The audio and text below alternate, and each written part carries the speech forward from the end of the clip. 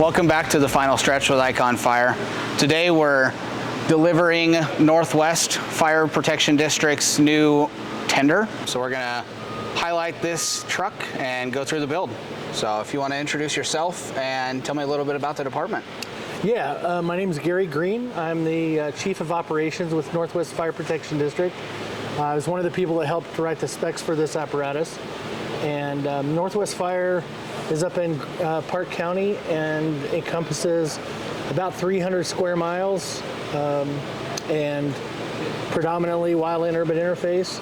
We're fully paid. We operate out of 2 stations, one in Fairplay, one in Alma, and 7 people on each shift, and we move those people around depending on the needs of the district at the time. Okay. We're speccing tactical tenders, right, for places that you don't have paved roads everywhere you go. So this truck's going to be kind of a versatile truck for you guys, right?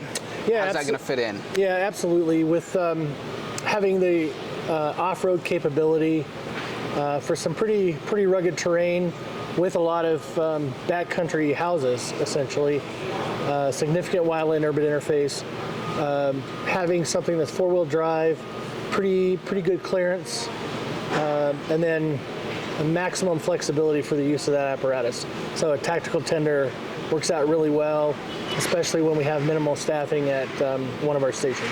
So this truck could be running out the door to a wildland fire, theoretically first due, with it being a tactical tender. You've got plenty of water, you've got a big pump on here. How's that going to play into your guys' response model? Well, absolutely on the wildland side, it'll be one of the first apparatus out for a wildland, bringing water and having the pump capability. But it'll also support structural fire protection, right, in that it's a tender. So the fact that it has a pump on it, whether you're protecting other structures, other exposures, that's going to be beneficial on the structure side as well. I've noticed this truck has a lot of Line X on it. Tell me about that. Why do you guys have Line X all around this truck? Well, first of all, the terrain that we're in, or the temperatures that we run up against, Alma is the highest municipality in the United States.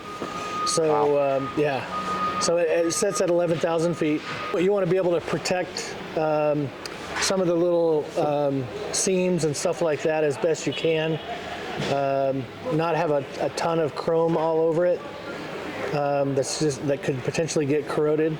So that's kind of the approach that we took, is provide a little bit more protection from the elements. Yeah, gives you a longer lasting truck, right? Yep, that's our hope. Yeah, and we've been a long time customer with Rosenbauer, over 20 years.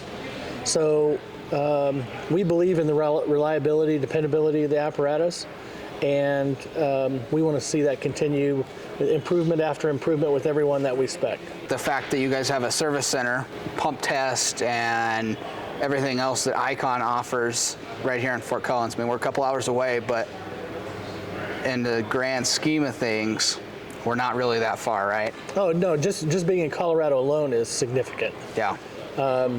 And my experience has been that the turnaround time with repair, service, anything that's needed relative to that, you guys are pretty responsive. Let's talk about some of the trucks that you guys have in service now that are Rosenbauer. We have two other tenders. The Timberwolf chassis is what some of our frontline apparatus were built on. Okay. And having a Type 3 Wildland engine as well as tenders from the Rosenbauer line of apparatus has been our experience so far. So not a ton of what you would see as pavement queens. Right. Up where we are, we need to have 4-wheel drive capability. Not, like you said earlier, not a lot of paved roads. So we have to be able to get a lot of different places. Right. When somebody's calling 911, you're not responding in an engine that's three inches off the ground. Yeah. And I mean, you're responding in something that you may be driving through a driveway that's not plowed. You may be driving down a road that the county hasn't got to yet, right? So Hunter, there's no maybe, Hunter. We are doing it. So everything you said is exactly what's happening. Yeah.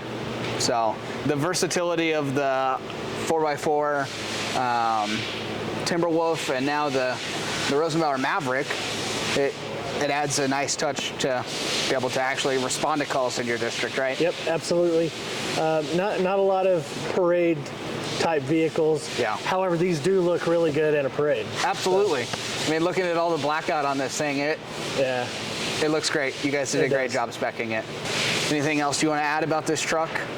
No, we're excited to put it in service.